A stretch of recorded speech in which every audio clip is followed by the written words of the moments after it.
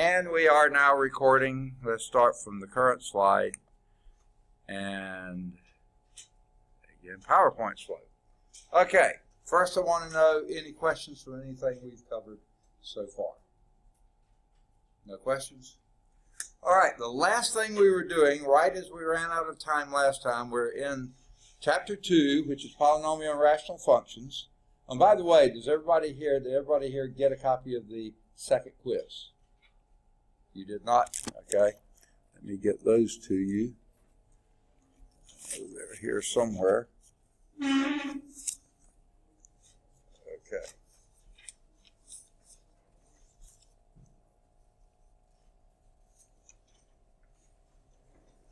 Everybody else got a copy of the second quiz? Do you need graphic? Anyone else need a copy of the second quiz? Okay. By the way, I already got one in before spring break, which was nice. The guy didn't want any math sitting on his desk while he was having fun. All right. Now, rational zeros test. Okay? A reminder, rational zeros. See, a polynomial can have zeros. They could be integers like we're used to. They could be fractions like we're used to. Those are rational numbers. They could be decimals like we're used to, sort of, not too much, but a little bit. But they could also be irrational, any real number. Well, this will only help you find those that are rational zeros. Now, any old polynomial won't work with this. It has to be a polynomial having integral coefficients. That means your whole numbers and their negatives. So plus or minus integers, whole numbers, okay? Those have to be the coefficients. If one of these was a 3.5 or pi or something else, no. Then you can't use the rational zeros test, okay?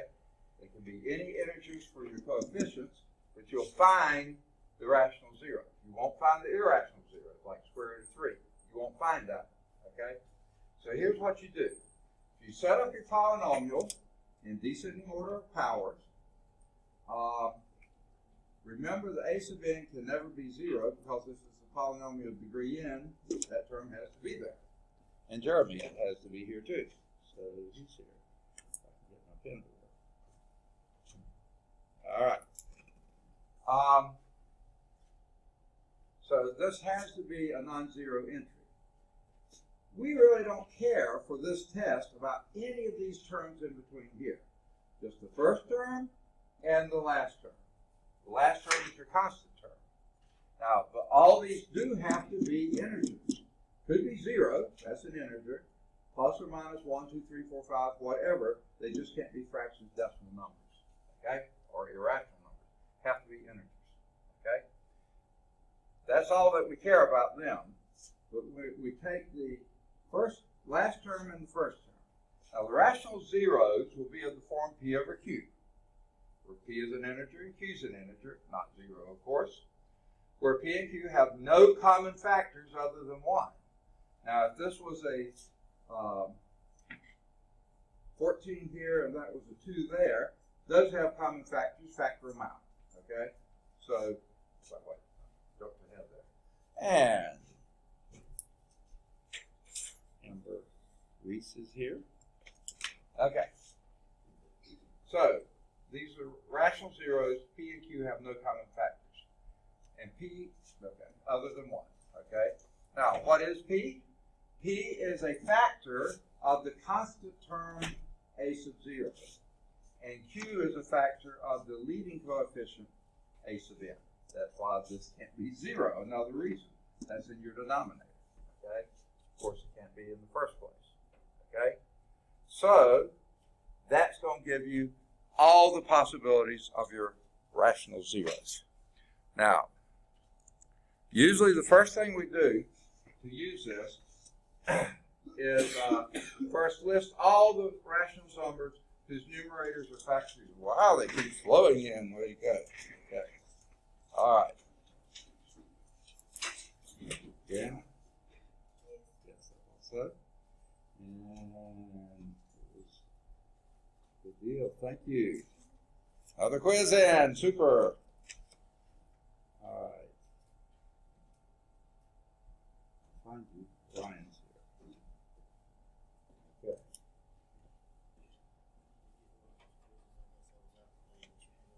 I'm sorry, I can't hear. Okay. Did anyone else not get a quiz? Quiz 2. Okay, you need graph paper?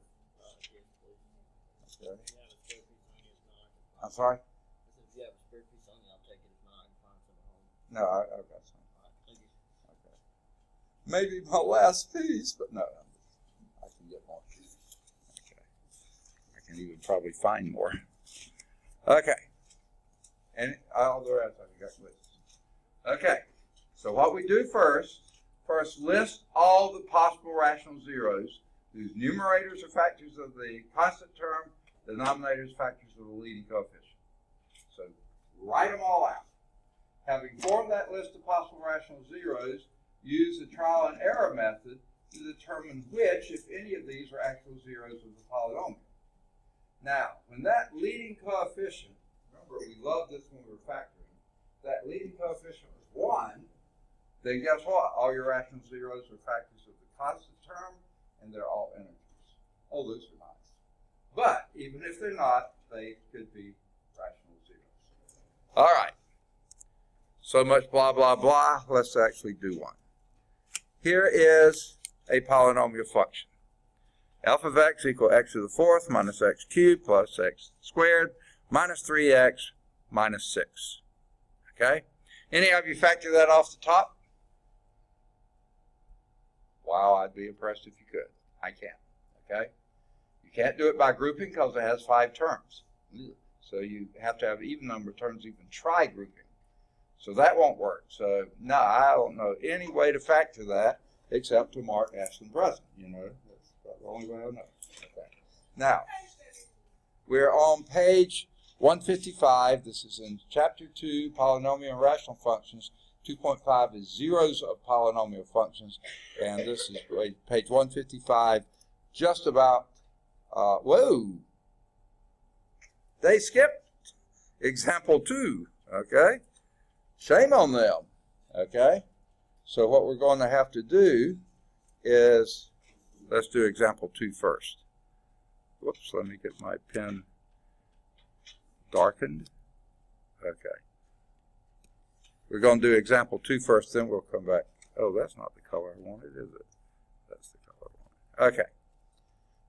Okay. Let's do example 2 first. Find the rational zeros of f of x is equal to x cubed plus x plus 1. You know, it seems like we may have seen that one before. Have we? It's awfully similar to one we did. It was a while back, so I'm not going to look for it. Okay? When we're doing intermediate value theorem. That was really close to this. It may have been off a little bit, but really close to it. I think it was the same thing. But anyway, before we even start on finding the rational zeros, does this even have any zeros? Okay. Say again? Well, let's see. Where's the first place you look? Leading term test. What does that tell you?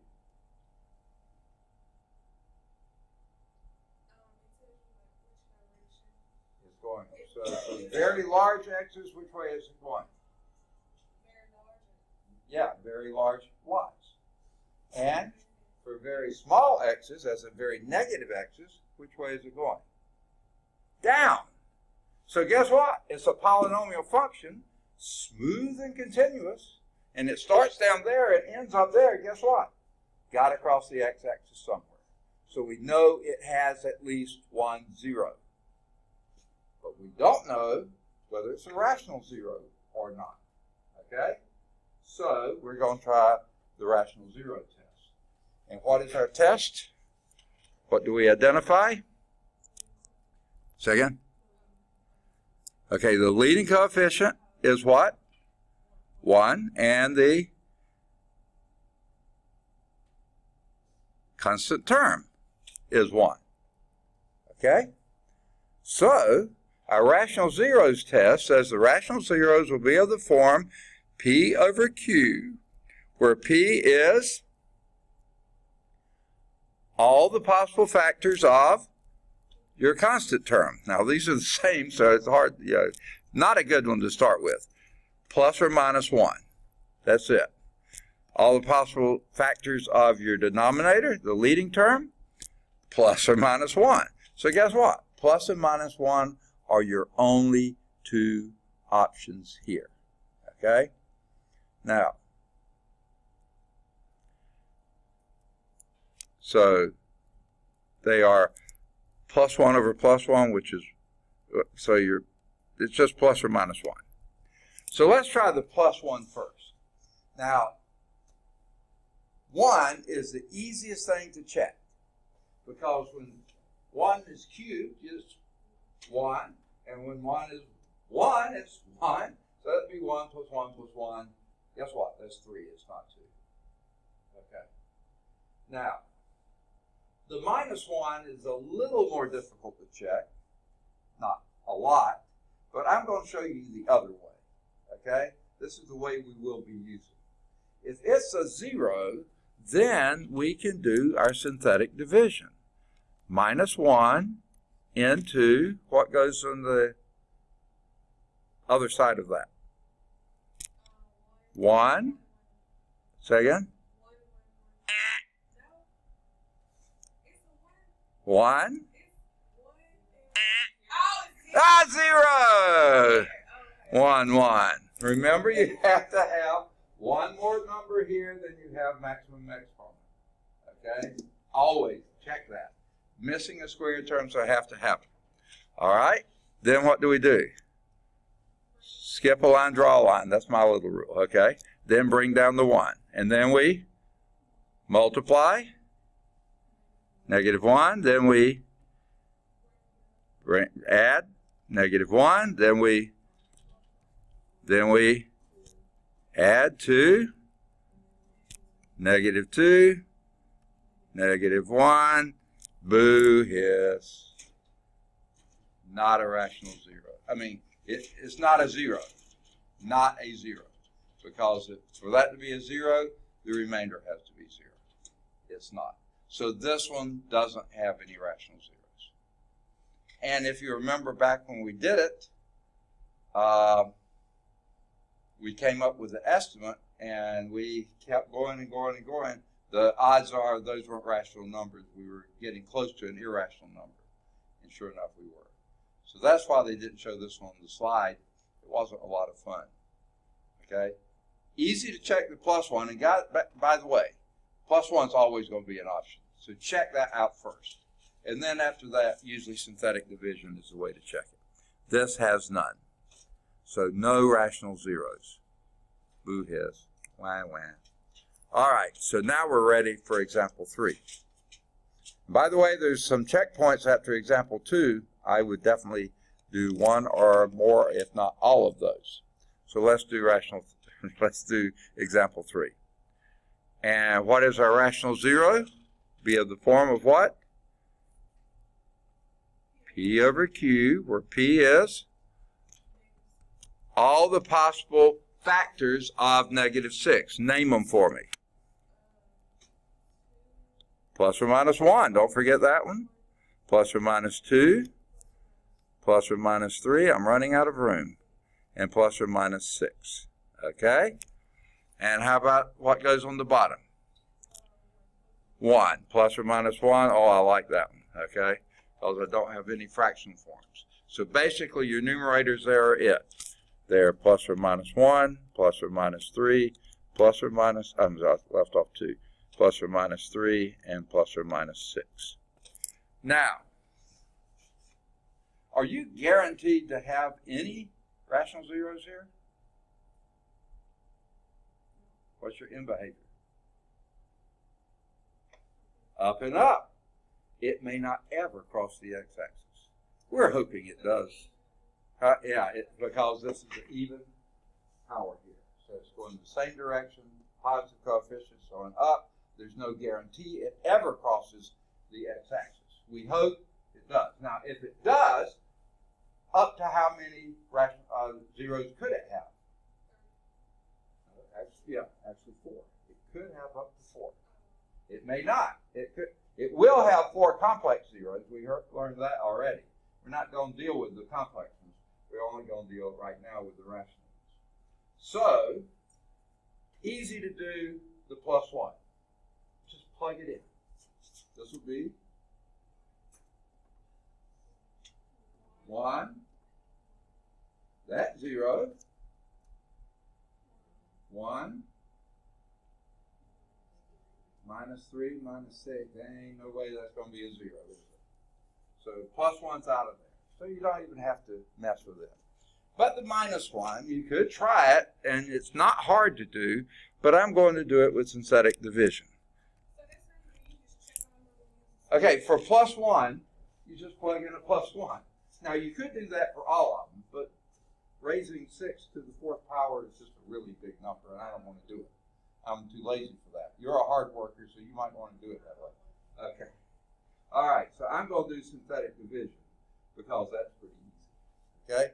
We've already ruled out plus 1 because plus 1 is easy to do. That's 1, 1, 1, 1, 3. Those numbers, the x's are all 1, so you just got your coefficients. It's real easy to check that.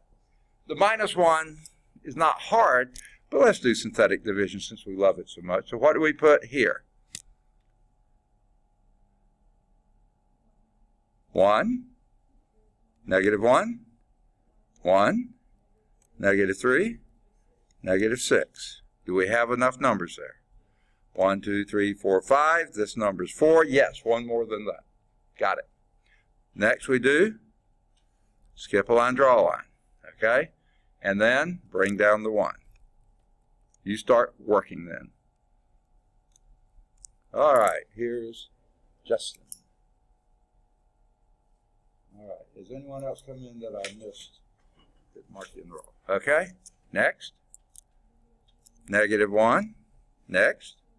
Negative 2, next. 2, next. 3, next. Negative 3, next. Negative 6, next. 6, 0, ding, ding, ding, ding, ding. We have a winner, okay? Negative 1, x equals negative 1 is a rational 0, okay? So, there's a rational 0. Now, what do we do now? Say again? Try again. And frankly, I don't know if you realize how correct you are, you really ought to try with negative 1 again, because it could be a multiple 0. So let's try it again with negative 1, skip a line, draw a line. You don't have to go back to the original. You can use this one, right? Okay? And what will you do? Bring down the 1, negative 1, negative 3, 3, second, 6, negative 6. Oh, it was so close, but it didn't make it. Okay? If that had been a plus 6, yeah, we'd have been in like Flint, but it wasn't. So negative 1 is only a multiplicity of 1, so it doesn't have a second. So, say that one more time. Okay, I still.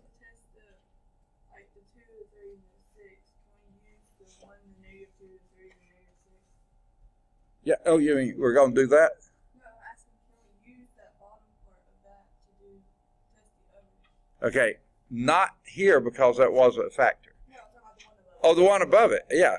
You mean go back to the original? No, Yeah, that's what we do. We use the quotient because, yeah, that's what we use. Because if you have a remainder 0, that's what you use. Just forget that.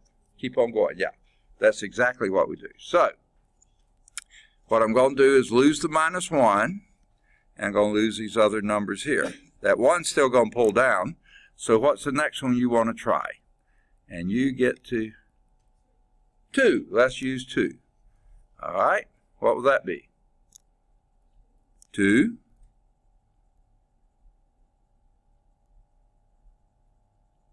Next. 0, 0, 3, 6, 0. Ding, ding, ding, ding. We got another winner. Okay? X equal 2. There's another rational 0. Now, what do we have left? You only have 3 numbers. Don't do any more synthetic division. Once you get down to 3 in your quotient, okay, stop. Go back and plug in. That stands for what? X squared plus 3. Can you set that equal to 0 and give me any more zeros? No. Because whatever number you try to put in here, you square it, it becomes positive, right? Plus or minus number, you put it, square it, it becomes positive. Add 3 to it, it's even more positive.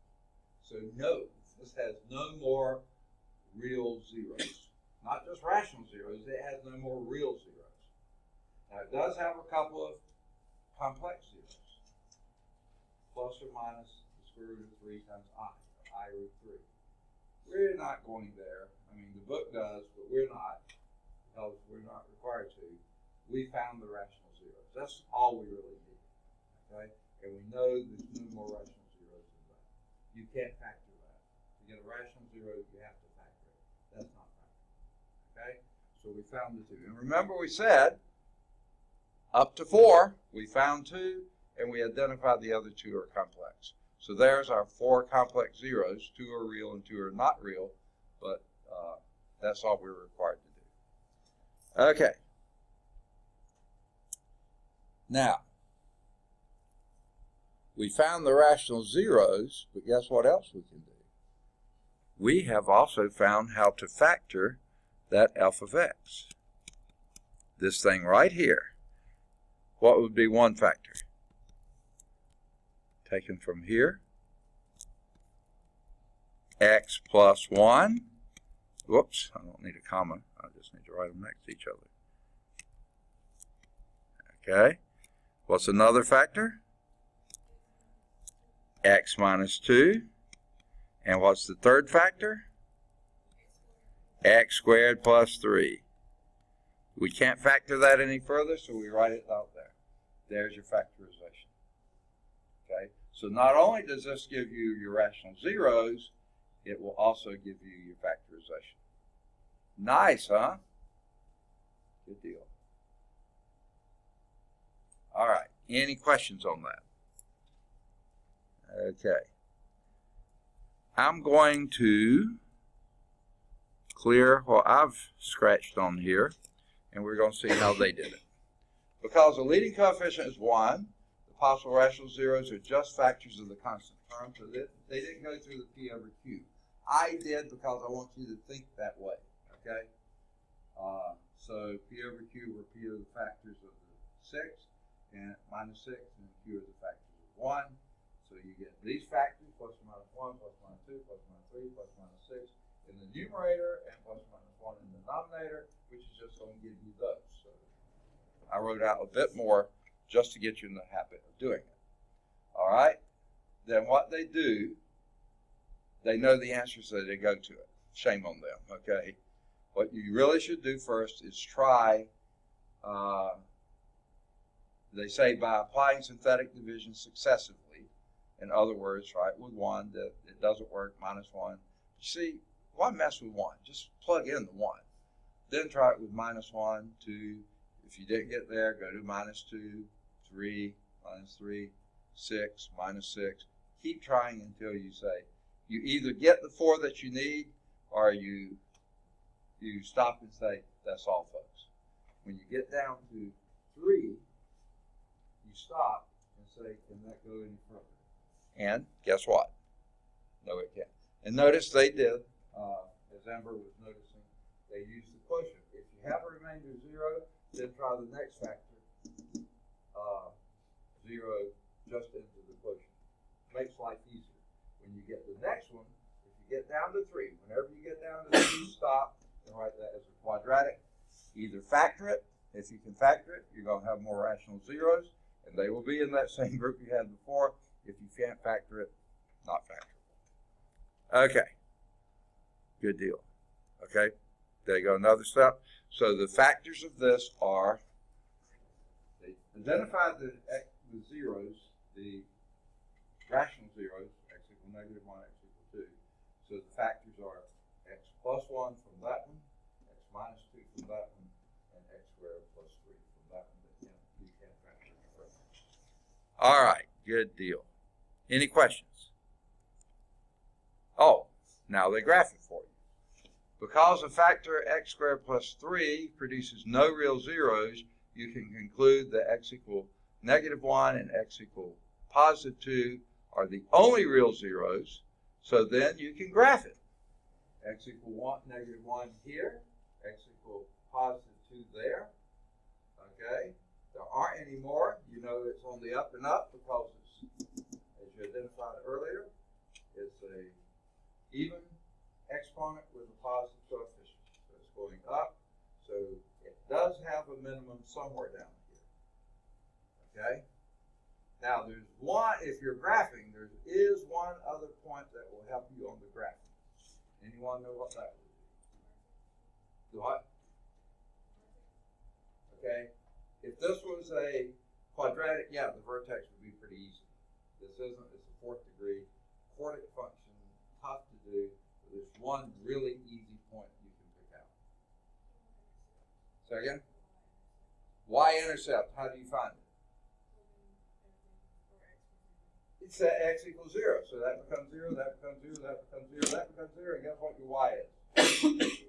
Negative 6. And there it is. X equals 0, y is equal to negative 6. Right there.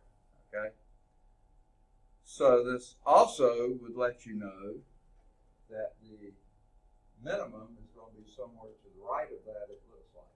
Okay? Now we don't know where. This suggests it's at negative 8. I don't know that it is.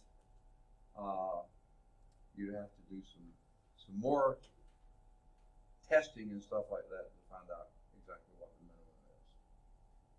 Boy, you found out a lot about that function, which we couldn't factor at all until we did rational zeros test, tested some of those, found some didn't work, some do, and keep going until we got down to a quadratic. It wouldn't factor any further, so you're done factoring. Good deal. You found all the real zeros. Now, if that had come out x squared minus 3, no more rational zeros, but you can set that equal to 0 and say x squared, add 3 to both sides, and then you get x squared equal 3. That's okay. And then x would be plus or minus the square root of 3. That means you would have 2 more intercepts here, one at positive square root of 3 and one at negative. That wouldn't have been this one, but it would have been one like it. Then you'd have had 2 more real zeros, they just wouldn't have been rational zeros. If that's x squared plus 3, hang it up. No more real zeros at all. Okay. That's beyond what this example was meant to do, but we did it anyway. Okay. When the leading coefficient of the polynomial is not 1, the list of possible rational zeros can increase dramatically, because now you have a bunch of denominators too. In such cases, the search can be shortened in several ways. Okay. Oh, they like to cheat. A programmable calculator can be used to speed up the calculations. Yeah, okay. They're not that bad anyway. A graph drawn by either hand or with a graphing utility like a calculator can give a good estimate of the location of the zeros, so you can know whether there's one there or not. And the intermediate value theorem, that's what I was suggesting we used before, along with the table generated by the graphing utility, can give approximations of the zeros. Okay.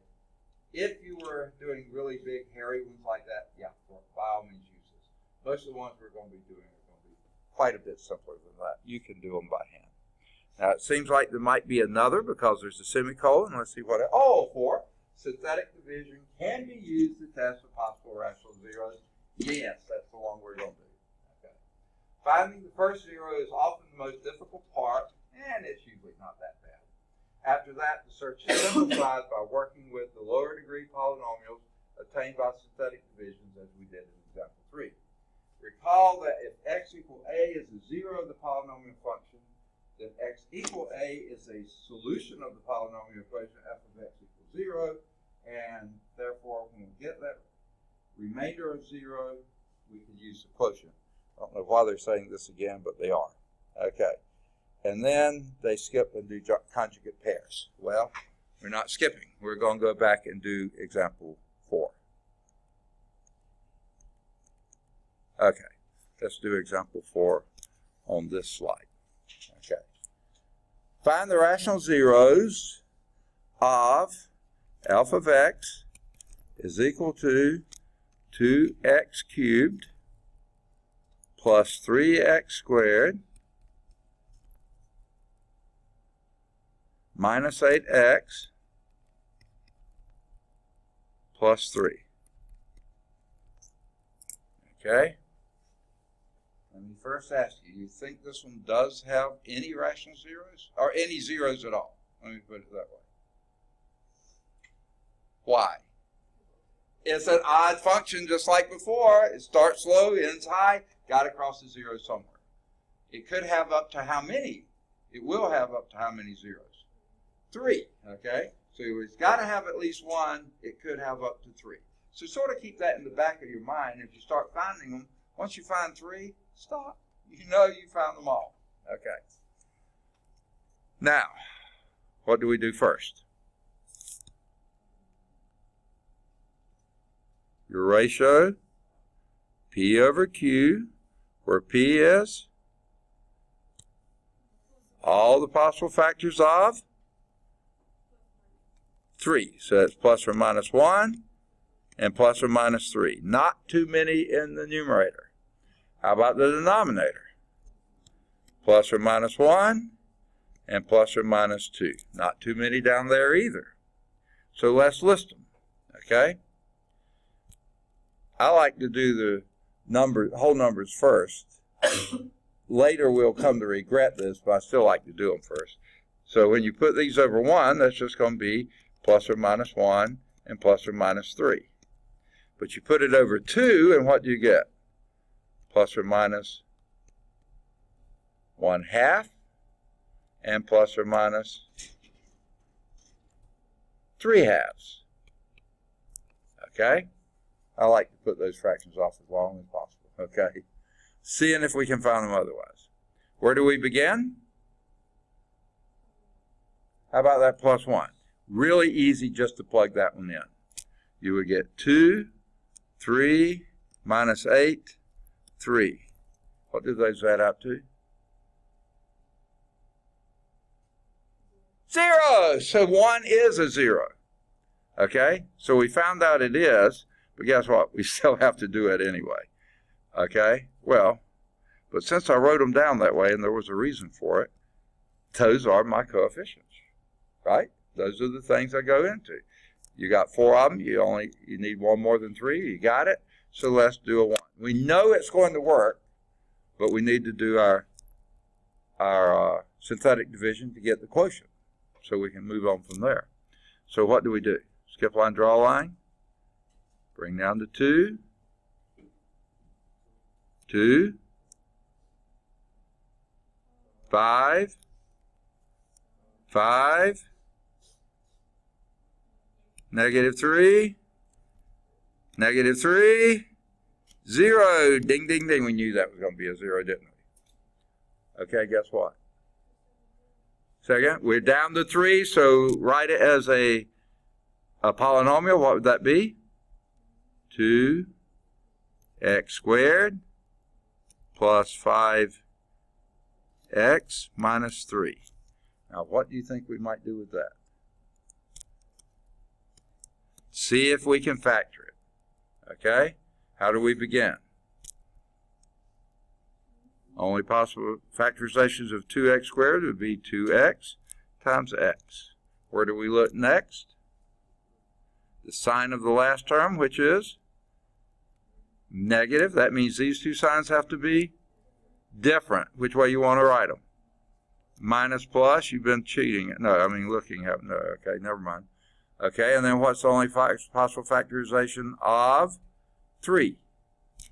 1 and 3. You want them in that order? 1 and 3. Now we check it. This is trial and error. 2x times x, sure enough, is 2x squared. That works. Outer is plus 6x. Inner is minus x. That's plus 5x. Minus 3. No wonder he's smiling. Okay? Yes. Because when you get down to 3, that's the quadratic. Always. Because this is the constant term, the linear term, the quadratic term. When you get down to 3, stop. See if you can factor. If you can't factor, what do you try? Quadratic formula. Okay? Factoring will give you rational zeros. Quadratic formula may find the rational zero you missed, okay, if in your factoring, or it could give you irrational zeros. Not going to find those up there, okay? But then we also, quadratic formula will let you know if there's any complex zeros. In other words, any that have no real, non-real part. The thing under the square root of b squared minus 4ac, if that turns out negative, then you know you've got a complex answer. This one, though, does give you 2 more factors. Okay? We know, I didn't write it down, that x equal 1 was a 0. What was the corresponding factor? What was the corresponding factor x equal 1? X minus 1. That's going to be a factor. Here we have 2 more factors. Let's find the 2 more zeros. What are they? Set this equal to 0. Then we do either 2x minus 1 equals 0 or x plus 3 equals 0. What does the first one tell us? Say again? You may have said, I can't hear. It's a fraction. What will it be? Say again? 2x equal 1, add 1 to both sides, and you get 2x equal 1, because that adds a 0. And then divide by 2, and you get x equal 1/2. Guess what? There was one of our rational zeros. Yes, it all fits. Okay? What factor would that have been corresponding to? We don't usually do them this way, but you can. X minus 1/2. Okay? But guess what? Yeah, there's a factor right there. So that's the better one to use. Okay? Now, how about the other one? Second, subtract 3 from both sides, and that gives you x equal negative 3. Guess what? There it was. So, yep, both of them were up there. But once you get down to 3, much easier to factor than keep doing synthetic division.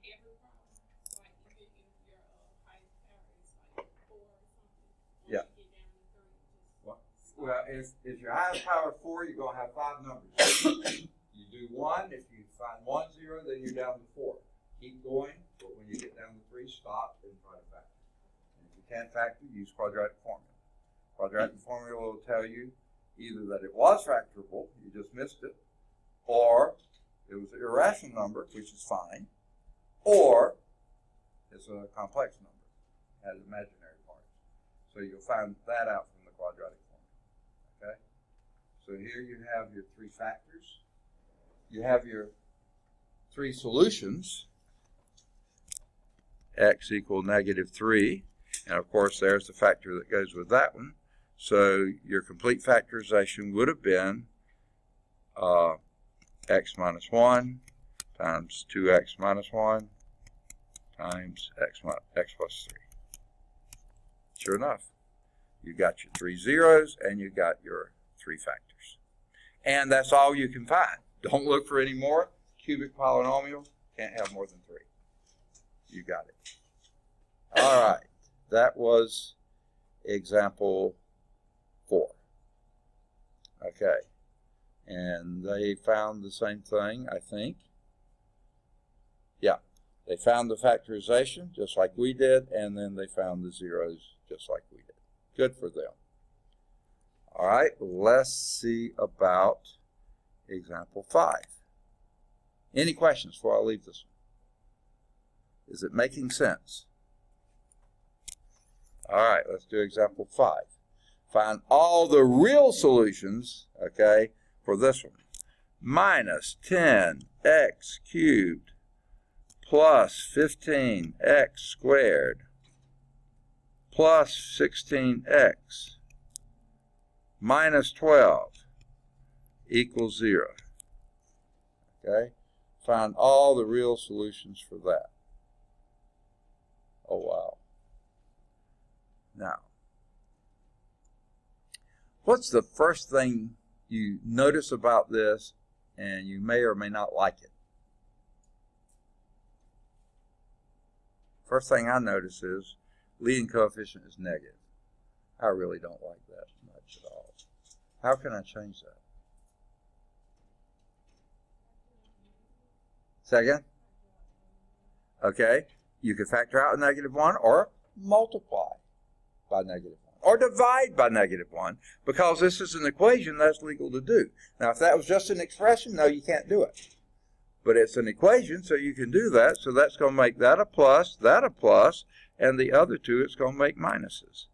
And I just like working with leading coefficients positive more than I do negative. That may be just me, but you know, I just like it better. Okay? Sue me. Okay. Now, what do we do next? One thing I want to do is look and see if there's any common factors. And this is what your factoring out of -1 would have done too. It looks promising. This is a 2 and a 5. That's a 3 and a 5. So we've got a 5 with no 5s there. So hang it up. Got 2s in all the others, but no 2s in that one. So close. Because those are big numbers. I really don't like big numbers that much. Say again? Switch the numbers around.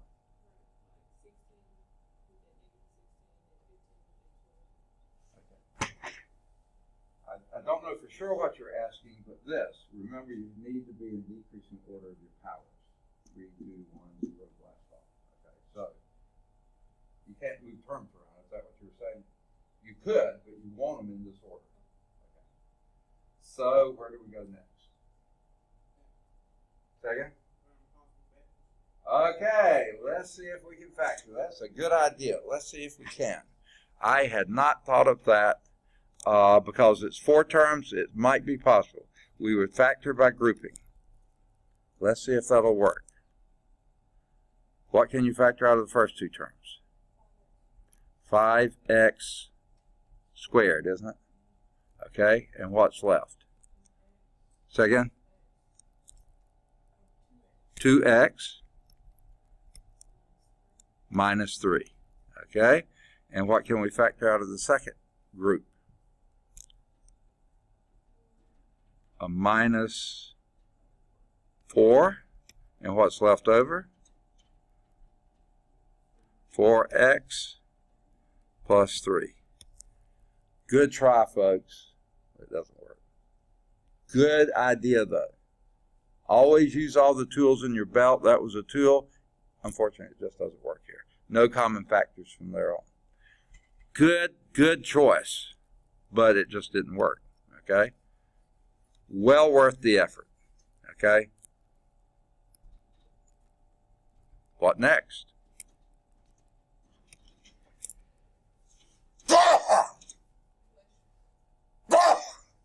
Thank you. I want to make sure y'all were still awake. Okay. Poor people at home didn't know it was coming, did they? Okay. Now, what would we try next?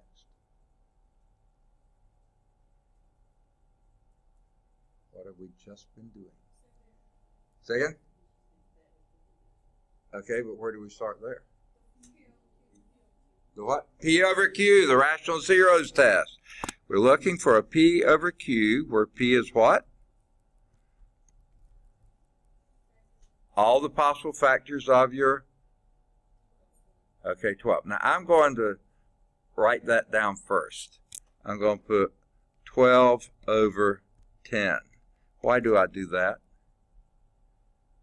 go back and read, we sort of glossed over it, the rational zeros test. It says where P and Q have no common factors other than 1. Those do have common factors. So reduce that first to 6 over 5. Save yourself some effort, folks. Be lazy. Okay, Ashland likes to work hard, but you know, the rest of you be lazy. Okay. Now, we do the possible factors of those two. What are they? Plus or minus 1 always, plus or minus 2, plus or minus 3, and plus or minus 6. And how about your denominator? Plus or minus 1 and plus or minus 5. Okay, let's list them now. I like to do those whole numbers first, so that's that numerator. Plus or minus 1, plus or minus 2, plus or minus 3, and plus or minus 6. And then starting with the fractional forms,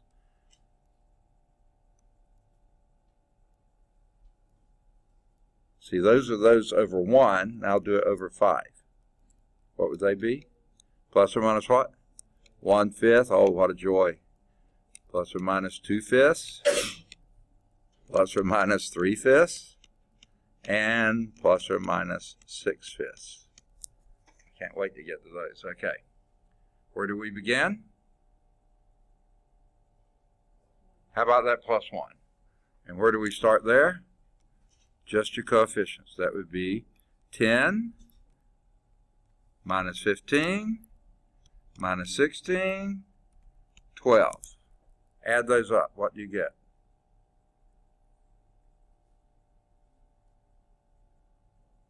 Not 0. What does that tell you? 1's not a rational 0. Because when you plug in a 1 here, 1 there, that's what you get, and that has to be 0. It's not.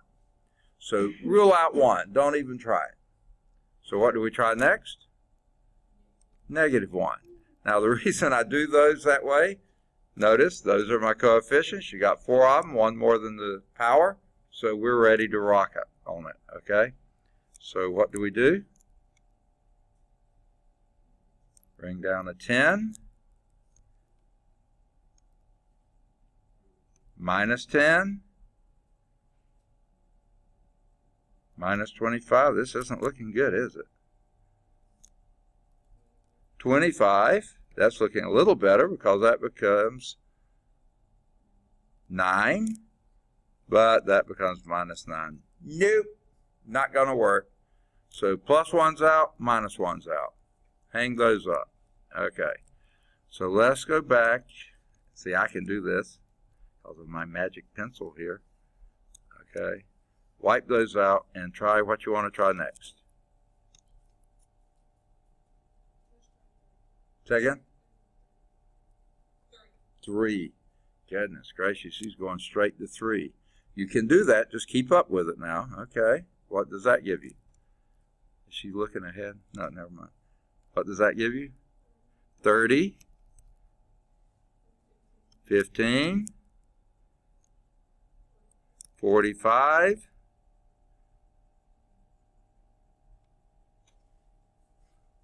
Isn't that 29? I think we can stop there, can't we? It's going to be too much. Okay. Good luck on the 3 here. Okay. No, worth an effort. Nothing says you have to do them in order, but you see, I'm pretty lazy. If I can find little numbers that work, I'm going to do it. Okay. You like to work too hard. Okay, so we know plus 3 is out. So that one's out. What you want to try next? All right, going back the lazy way, 2. Okay. I'll erase my 10. I shouldn't have done that. Okay, what does that give you? 20. 5. 10. Negative 6. Negative 12. Ding, ding, ding, ding, ding. We've got a wiener. Okay. So what does that tell you?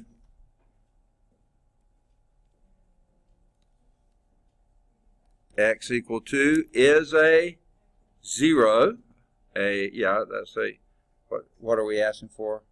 Yeah, all the solution. X equal to is a solution. And what else does it tell you? X minus 2 will be a factor. Okay? And what do you notice now? You're down to 3. So stop there your synthetic division and do what? Write it as a polynomial, which would be 10x squared plus 5x minus 6. Now we're going to see if we can factor that thing. Boy, this could be a while. So you want to do trial and error, you want to do something else, like maybe the AC method. It's up to you. AC method. Remember how that goes? Okay, this is your A, there's your B, there's your C. So AC would be, A times C is minus 60. Keep the sign with it. Okay, now what we're looking for now are factors of minus 60 that add to be positive 5. So that means the larger factor is going to be positive, right? So we want factors of minus 60. So the small number is going to be negative, the large number, you could try minus 1 and 60. Guess what? That's not going to come close to 5. So you could try negative 2 and 30. That's going to come a little closer, but still not very close to 5. Next. Negative 3 and 20. That multiplies to be minus 60, but it's still not 5. Negative 4 and, you got calculators, you can use them. 15. Well, that's getting closer to 5, but not 5. Negative 5 and what? 12. That's getting closer. Negative 6 and 10. Guess what? We passed it. Okay? There is no, once you see you're getting closer and closer to 5, but then you got to 7, and now you got to 4. You passed 5, no reason to go any further. Not going to work. Okay? So what you use is quadratic formula. And how does that go? Second, x equal, what'd you say? Negative b plus or minus the square root of b squared minus 4ac all over 2a. And see, we already got our a, b, and c, so we can just plug in. So what would that be? Negative 5 plus or minus the square root of, second, 5 squared is 25 minus 4 times a, which is 10, times c, which is negative 6. Looks like a beautiful number, doesn't it? All divided by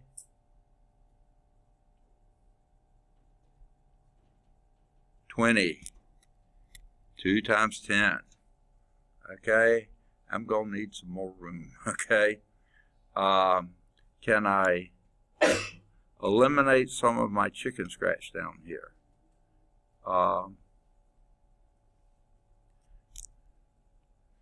Because that didn't work. And we've already determined that didn't work. I hope I don't need this anymore. I don't think I will. So let's use the space that cleared off. Okay. So x is equal to minus 5 plus or minus the square root of 25. Now we got to multiply these things together. First thing I start with is count the number of minus signs. The minus 4 is always a minus sign. And you got one more, so that gives you 2. That means this sign is going to be plus. And that's a good sign. That means it's going to be a real number. Okay? Now, let's do the multiply. Got the sign taken care of. 4 times 6. 10 is 240. 240. Okay? All divided by 20. So this is going to be minus 5 plus or minus the square root of, that looks like 265. Is that right? Over 20. Now, I don't know if there's any pure, what am I trying to say, perfect squares in 265. I'm going to see. I know 2 won't go into it. I know 3 won't go into it.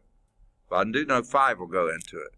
5 will go into 265, 53 times. Not going to be any perfect squares in either one of those. So that is our answer.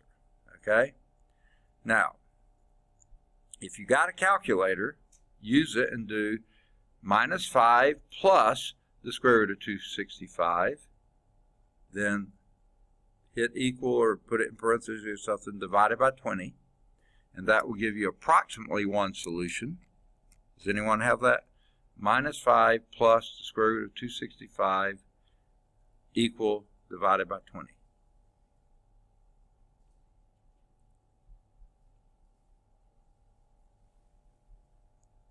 Anyone got a calculator? Yeah. Y'all working on it? Good. What you get? Boy, those black boxes are sure slow, aren't they? Okay.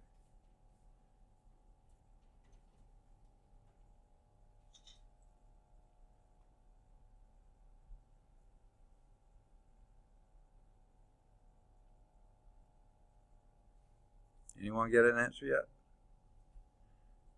Okay. So I don't want to spend too much time. The book has 0.5639. Was anyone getting close to that? You did get it? Okay, you're just shy, aren't you? Okay. All right. Then we'll do, that's with the plus, with the minus, minus 5 minus the square root of 265 equal divided by 20. I know that's going to be negative because the numerator is negative, the denominator is positive, so that's going to be negative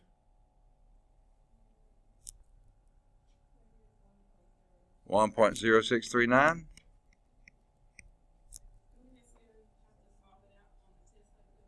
Say that again. No, that's a perfectly fine answer for me. But if you're trying to graph it, then you do want to have an idea where that is. This is a little bit more than halfway between 0 and 1, and this is just past minus 1 on the left. So that's the only reason to figure it out. I wouldn't do 4 digits anyway. You know, the book did, but I would round it to a couple or something like that. So these are our other two factors, by the way. These are our zeros, and the other two factors would be, and I would actually write this as minus 5 plus the square root of 265 over 20, and minus 5 minus the square root of 265 over 20. Those are the other two factors. So the other two, the other two zeros, the other two factors would then be x plus that and x minus, I wouldn't even write them. Leave them like that. Okay. All they did was say find the real solutions. We did. One for sure, x equal 2. The other two approximate about those two numbers. Okay. And then they do show the graph, and you see the x equal 2 goes right through 2. X equal 0.5639 is just over halfway between 0 and 1, and then x equal negative 1.0639 just past on the left side, the negative side of negative 1. And sure enough, that makes sense. 3 zeros, that's all you can find. Degree of 3. All right. Now we talk, and we only talk about conjugate pairs. And by the way, let's go back here. What were these? These were conjugate pairs, weren't they? One's minus 5 over 20 plus square root of 265 over 20. The other's minus 5 over 20. I left off my zero there, didn't I? Okay. Minus the square root of 265 over 20. Those are conjugate pairs. They're just rational, irrational conjugate pairs. Okay, but they are conjugate pairs. When they're talking about them here, they're basically talking about complex conjugates. Not just conjugates, but complex conjugates. Note that the pair of complex zeros are conjugates. That is, they are in the form of A plus BI and A minus BI. And guess what? Let's go back to this one again. If our thing here had turned out being negative, like minus the square root of minus 265, then this is going to be a complex number. This is going to be an imaginary part to it. And you'd have minus 5 plus and minus 5 minus. Those are conjugate pairs. So, again, that quadratic formula tells you all sorts of things. If this had turned out being a perfect square itself, that meant you missed it in your factoring, okay, because you could have gotten it. But it still tells it for you, okay? If it came out like it did here, positive but not a perfect square, that means you have irrational solutions, and they're in conjugate pairs. If it comes out being negative, what's in that radical, then you have complex conjugate pairs. Okay, so that's what this is doing here. Note that the pair of complex numbers. So complex zeros occur in conjugate pairs if f is a polynomial function with real coefficients. Notice we stepped it up a notch. When doing the rational zeros test, we required those coefficients to be integers. Remember? We couldn't use decimals, we couldn't use fractions. They had to be integers. Now f is a polynomial function if it has real coefficients, square root of 3, pi, e over 2, any kind of thing. If you come up with one imaginary solution, you know the other one other one's going to be this conjugate pair. Now, if one of the coefficients is an imaginary number itself, then this doesn't hold. As long as these are real coefficients, yes, then they always show up. If you have any complex numbers, they show up as conjugate pairs. Be sure you see that this result is true only when the polynomial has real coefficients, and all of ours will. For instance, the result applies to the function, this one. Not only is that real coefficients, those are integer coefficients. So these are real numbers too. And we know that this has no real solutions because you can't take any real number and square it. That would be positive, add 1 to it, you get positive. So yeah, that has no real solutions, so they're going to come out to be plus or minus I. X plus or minus I. Wait, I'm sorry. That will have solution x equal plus or minus I. This is a different issue. If you had a coefficient that was imaginary, yeah, you're not going to have a conjugate pair as a solution. They just happen to use a function that was your solution for the previous one. All right. Here's example 6. Let's see if we can get it done. Well, this is going the other way. This one, they're telling you some zeros, okay, and telling you to come up with a polynomial. Before this, they gave you the polynomial and you look for the zeros, okay? So it says find a 4th degree polynomial function with real coefficients. That tells you that they, because that's a complex number, has to use its conjugate pair. Now, this is not, and so I won't give you one like this on a test because we're not required to do these. But since they give it to you here, let's just do it just for the fun of it, okay? And also, if you ever need to do this in the future, you'll know how. Find a 4th degree polynomial function. What you want to call it? You get to name it anything you want to. What's your favorite name for a function? Say again? Fred? No, what was it? Okay. Most people like f of x, but you don't have to. It could be g of x or anything else. P of q, I don't care what you call it, okay? Let's just call it f of x, okay? It has real coefficients and it has these zeros. Well, guess what? A fourth degree polynomial has to have 4 zeros. Can you tell me what the fourth zero is? Negative 3i, because it has real coefficients. All the complex answers are going to be in conjugate pairs. There's a conjugate pair.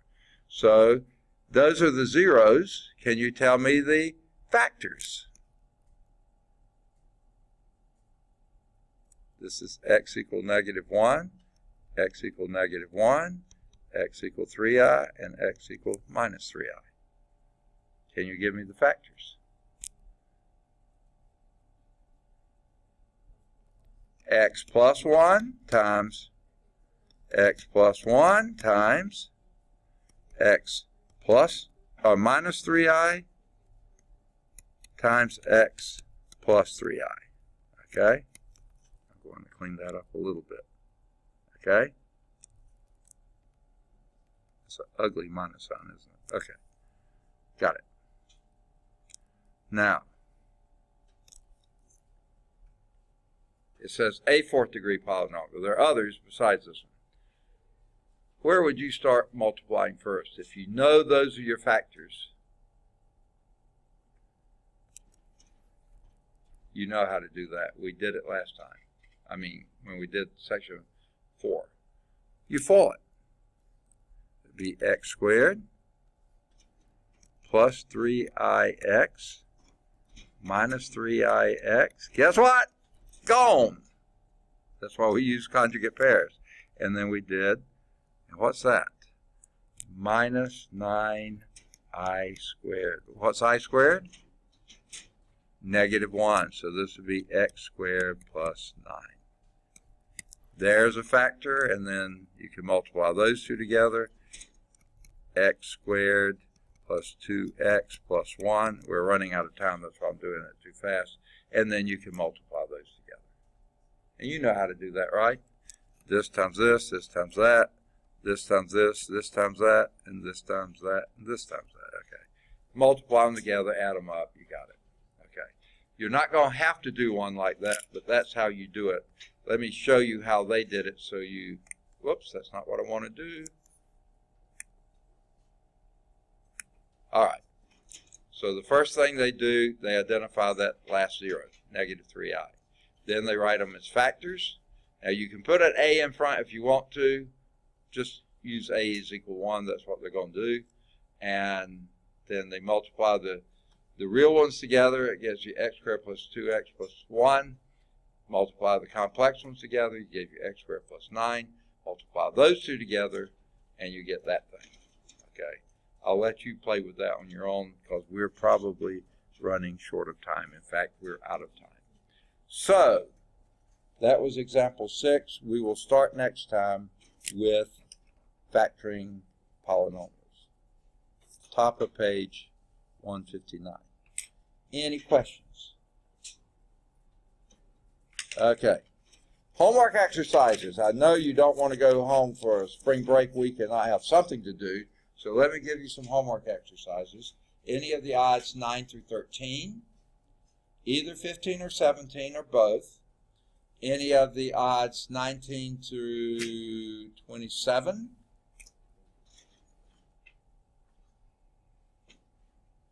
Either 29 or 31 or both.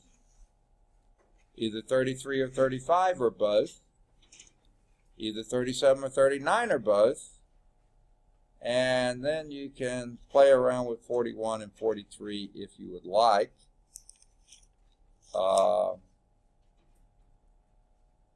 You can play around with any of the odds 45 to 49, but guess what? If they have the I's in them, we're not going to do those, but you can still play with them if you want to. And we'll stop there at factoring a polynomial. Good deal.